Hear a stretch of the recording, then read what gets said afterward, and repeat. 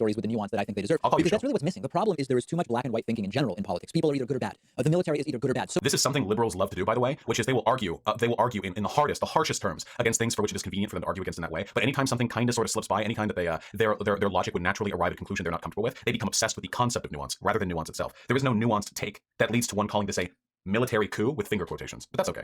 Socialism is either good or bad. A politician is either a savior or a villain. And I know lots of people who work in the field of mental health, and they tell me, a lot of the people that come in that I see, they have in their lives all sorts of different things going on. Make your at point. the root are often caused by black and white thinking about gray areas in life, about jobs, about relationships, about their childhood, whatever. What the fuck is he talking? Do you think this 8-minute video is just going to be like, actually, some people say things are bad and some people say things are good. Most things are like, they don't have to be bad. They can be good or bad. I mean, so they can be mostly good or mostly bad. If they're all bad, all good, then they can't be. People with mental illness tend to think this way. What the fuck are you going on about?